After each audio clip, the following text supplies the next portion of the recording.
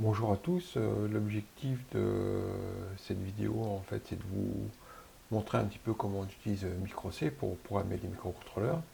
Et donc ce qu'on va faire comme programme aujourd'hui c'est on va s'amuser à allumer les LED grâce en appuyant sur un bouton RB0 et éteindre les LED du port D en appuyant sur RB1.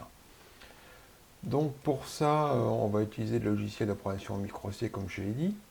Et pour la partie simulation on va utiliser PicSimLab. Alors bien sûr, ça nécessite quelques notions en programmation C et microcontrôleurs. Donc si vous voulez en savoir plus sur la programmation des microcontrôleurs en C, je vous invite à aller sur le site de Microelectronica et d'aller regarder un petit peu ce livre-là.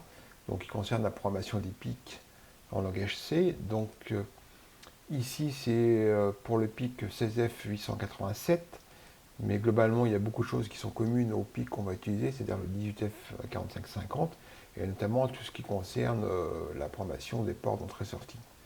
Sinon, vous pouvez aller aussi sur le site de Electronic Mixte, il y a pas mal de choses, et notamment un cours sur le PIC 18F4520, qui est quasi identique au 18F4550. Donc, on va commencer par créer un nouveau projet. Alors pour ça, on va créer un nouveau dossier et je vais l'appeler on-off.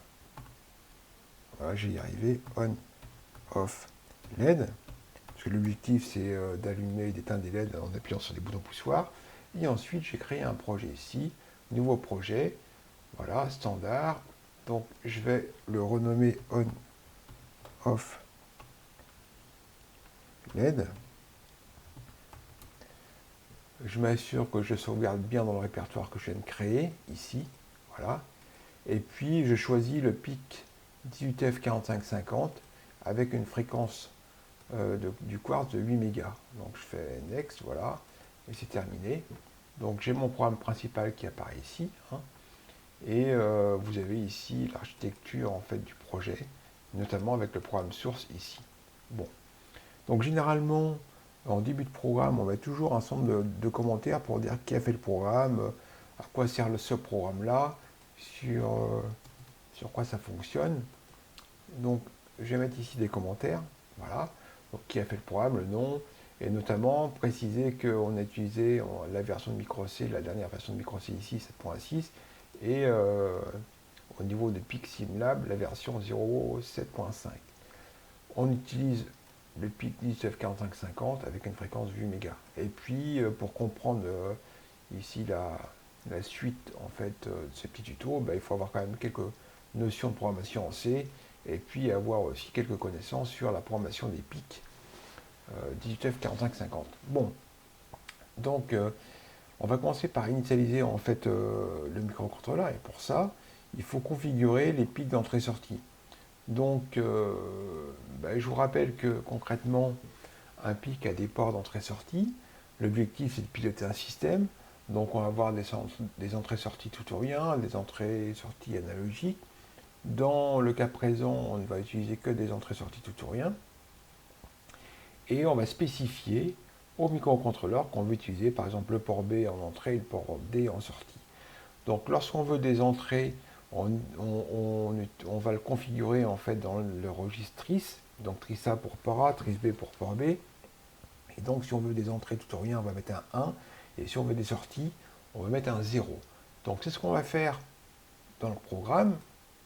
Voilà, ici enregistré.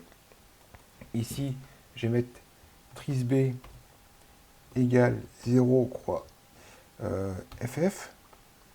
Voilà, tris B. Donc, ça veut dire en fait que tout tris B sera configuré en entrée. Et tris D égale 0, 0, 0. Et dans ce cas-là, en fait, tout le port D est configuré en sortie. Et on va rajouter aussi une instruction qui permet d'indiquer au microcontrôleur qu'on va utiliser que des entrées tout ou rien.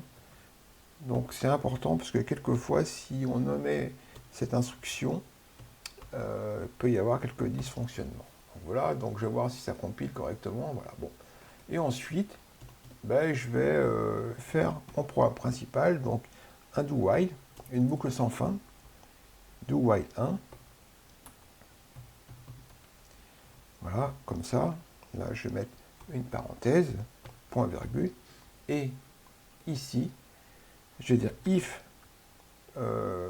donc port B, point RB0 égale 0. Alors, je mets ici égale 0 parce qu'en fait, on est en logique négative. C'est-à-dire que lorsque j'appuie sur le bouton, on a l'information 0. Et donc, si j'appuie sur RB0, donc RB0, c'est le bit RB0 du port B, ben, je vais allumer toutes les LED. Donc, je vais mettre port D égale 0, FF, point virgule. Voilà. Et ensuite, si j'appuie sur RB1, ici, RB1, eh ben, je vais mettre toutes les LED à 0.